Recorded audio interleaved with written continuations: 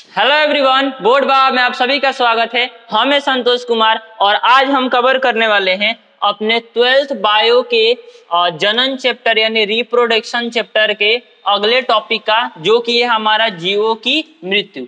Basically इसके पहले हम लोगों ने पार्ट 1 और पार्ट 2 कवर कर लिया है।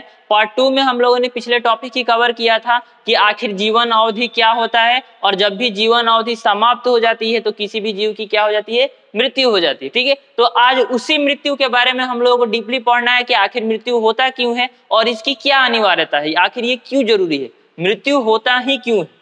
ओके, इसके बारे में आज देखेंगे। इसीलिए आज का टॉपिक हमारा ये जो है ये पार्ट 3 है। इसके पहले पार्ट 1 और पार्ट 2 कवर हो चुका है। मेक श्योर आप उसे कवर करें और इसे भी कवर करें। ठीक है, चलिए आइए आते हैं अपने अगले टॉपिक पे। आज का जो हमारा पहला टॉपिक है वो है मृत्यु की अनिवार्यता, कि आखिर मृत्यु आवश्यक क्यों है, मृत्यु की आखिर जरूरत ही क्यों है। कोई भी जीव जब जन्म ले रहा है तो वो बस ऐसे ही रहे, आखिर वो मरता है क्यों, इसको मरने की क्या जरूरत। ठीक है, तो देखिए क्या होता है। सबसे पहले तो यहाँ पर एक इसका ये है कि इसका यदि कोई भी जीव जीवित रहे, यदि मरे नहीं, तो उसका हमारे पूरे पर्यावरण पे बहुत ही ज्यादा बैड इम्पैक्ट पड़ेगा, बहुत ही बुरा असर पड़ेगा। आप सोच कर देखिए, अभी भी मनुष्य इतनी ज्यादा जनसंख्या में है, अभी जबकि उनकी संख्या दिन पर दिन वो लोग मरते जा रहे हैं, उनकी मृत्यु होती जा रही है, फिर भी उनकी संख्या इतनी ज्यादा है। ठीक है, सोच कर देखिए कि जितने लोगों ने जन्म लिया था, जितने भी इंसानों ने, जितने भी जानवरों ने, जितने भी पशु जितनी भी पेड़ पौधे, सभी के सभी यदि कभी भी नहीं मरे, सोच कर देखिए यहाँ पे जमीन पर एक दाना रखने का जगह नहीं बचेगा। ओके, इसीलिए जीवन की बहुत ज्यादा आवश्यकता है। ये जीवन की मृत्यु की बहुत ज्यादा अनिवार्यता है कि जो भी जीव आया हुआ है उसकी मृत्यु होनी तय है। ओके, चलिए देखते हैं। इसमें हर जीव की मृत्यु निश्चित है। जितनी भी प्रकार की जीव होती हैं, जीव होते हैं, उनकी जो मृत्यु होती है वो निश्चित है कि वो एक ना एक दिन उनकी मृत्यु होगी ही होगी। ठीक है, मैंने पिछले क्लास में भी आपको समझाया हुआ था कि ये प्रकृति का ही नियम है। प्रकृति ही ऐसे बना हुआ है कि यदि कोई चीज बना है तो उसका निर्माण यदि हुआ है तो उसका विनाश भी होना तय है, यानी कि वो बना हुआ है तो कभी ना कभी खत्म हो जाएगा। उसी प्रकार यदि कोई जीवित प्राणी है, कोई जीवित जीव है, तो उसकी मृत्यु भी एक ना एक दिन तय है। ठीक है, चाहे उसकी जीवन अवधि कितनी भी लंबी क्यों ना, एक जीव एक दिन ना एक दिन मर ही जाएगा। भले ही वो कितने दिनों तक जिंदा क्यों नहीं रह रहा, भले ही वो हजारों करोड़ों वर्ष तक जिंदा क्यों नहीं रह रहा, ऐसा तो पॉसिबल है नहीं, लेकिन मान लीजिए कि अगर जिंदा भी रह रहा है तो फिर भी वो कभी ना कभी जरूर मरेगा। ठीक है, यानी कि निश्चित है कि ऐसे जीव जो कि जन्म लिए हैं उनका मृत्यु तय। ठीक, चलिए अगला इसमें टॉपिक लिखा हुआ है, इसमें पॉइंट लिखा हुआ है एक कोशिकीय जीव के बारे में। तो एक कोशिकीय जीव के बारे में यहाँ पे कहा जा रहा है कि एक कोशिकीय जीव को छोड़कर किसी भी जीव की प्राकृतिक मृत्यु आवश्यक होती है। यानी कि जो एक कोशिकीय जीव होते हैं उनकी प्राकृतिक मृत्यु नहीं होती है, वो या तो नष्ट हो जाते हैं या फिर कोई जीव उनको खा जाता है। ठीक है, लेकिन अदर जो जीव होते हैं उनकी प्राकृतिक मृत्यु होती है, जबकि एक कोशिकीय जीव की प्राकृतिक मृत्यु नहीं होती। समझ में आ रहा है? चलिए आते हैं अगले पॉइंट पे।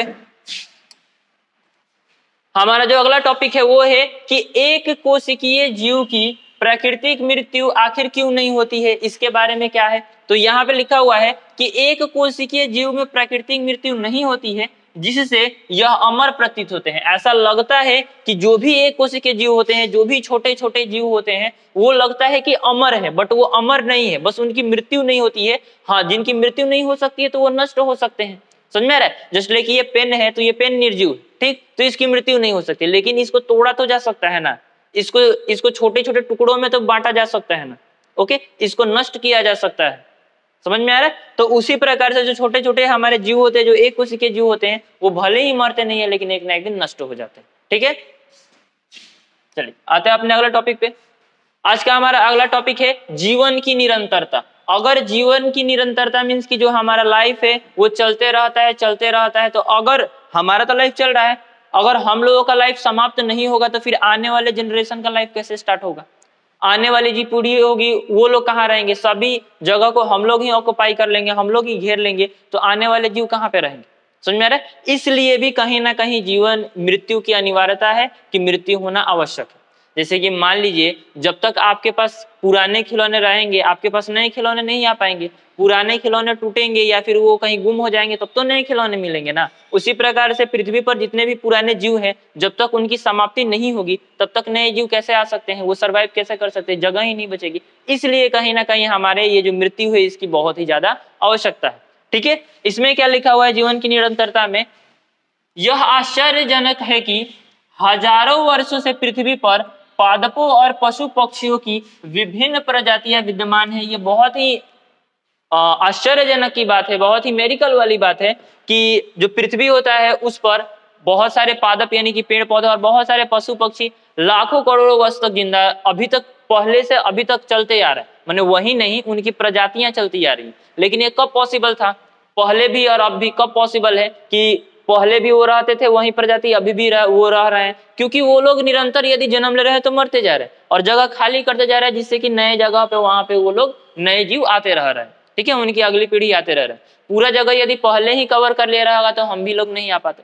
ठीक है, इसलिए कहीं ना कहीं हमारी मृत्यु की बहुत ज्यादा आवश्यकता है। अगला पॉइंट इसमें लिखा हुआ है, जीवन की यह निरंतरता जनन प्रक्रिया के कारण होता है। और ये जो जीवन का ये जो प्रोसेस चल रहा है कि एक जीव आया फिर उसकी मृत्यु हुई फिर दूसरा जीव आया, हम लोगों ने जनन के इंपॉर्टेंस में भी देखा हुआ था कि इसका इंपॉर्टेंस, जनन का इतना इंपॉर्टेंस क्यों है, क्योंकि ये जो है एक पीढ़ी को दूसरी पीढ़ी तक पहुंचाते रहता है, ऐसे प्रोसेस चलता रहता है। ठीक है, जीवन को निरंतर बनाया रहता है, जो भी प्रजातियां होती हैं उनको कंटिन्यू रखता है।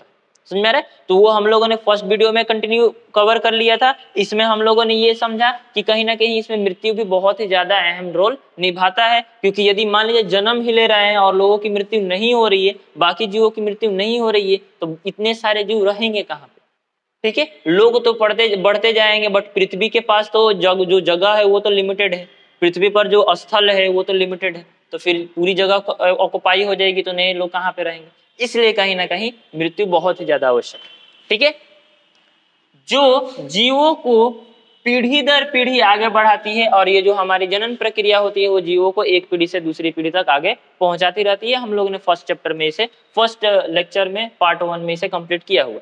ओके, अगला जो पॉइंट है इसमें, जनन एक ऐसी प्रक्रिया है जो जीवों की अस्तित्व को सुरक्षित करती है। ओके, जनन ही एक इसमें ऐसी प्रक्रिया है कि वो जीवों की जो भी स्थिति होती है, जो भी उसका प्रक्रिया होता है, जो भी अस्तित्व होता है, वो सारी चीजों को वो सुरक्षित रखती है। अगर जनन नहीं होता तो अगली पीढ़ी जन्म ही नहीं ले पाती।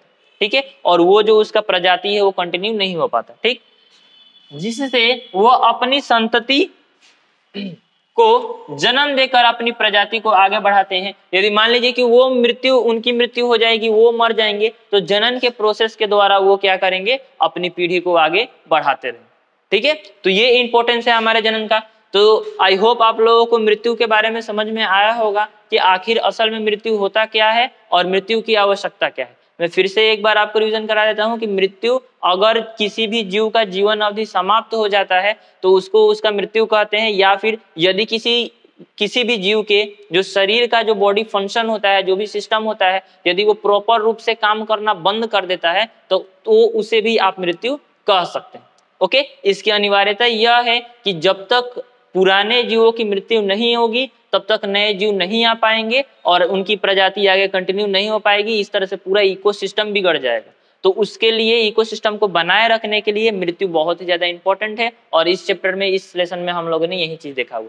ठीक है, आइए इससे संबंधित कुछ प्रश्नों को हम लोग देखते हैं जो कि आपके बोर्ड एग्जाम के लिए बहुत ही ज्यादा इंपॉर्टेंट हो सकते हैं। ठीक है, चलो, जो इसमें क्वेश्चन है वो ये है कि जीवों की मृत्यु से आप क्या समझते हैं, ये पूछ सकता है कि जीवों की मृत्यु से आप क्या समझते हैं। ओके, इसकी अनिवार्यता को समझाएं, यानी कि इसका क्या इंपॉर्टेंस है। इसी चीज को दूसरे तरीके से पूछ सकता है कि जीवों की मृत्यु होना क्यों आवश्यक है, इसे बताएं। दोनों क्वेश्चन लगभग सेम ही है, आप उसका आंसर क्या दे सकते हैं। तो आज जो आप इस सेशन में पढ़े हुए हैं, ये वाला सेशन, ये वाला पार्ट और ये वाला पार्ट, आप इन तीनों को मर्ज करके इसका आंसर, एक बहुत ही अच्छा आंसर इसको प्रेजेंट कर सकते हैं। ठीक है, तो आई होप आपका क्लास, आज का क्लास आपको समझ में आया होगा और आपने पूरे क्लास को एंजॉय किया होगा। तो आज के लिए इतना ही, मिलते हैं अगले वीडियो में। ओके, तब तक के लिए जय हिंद।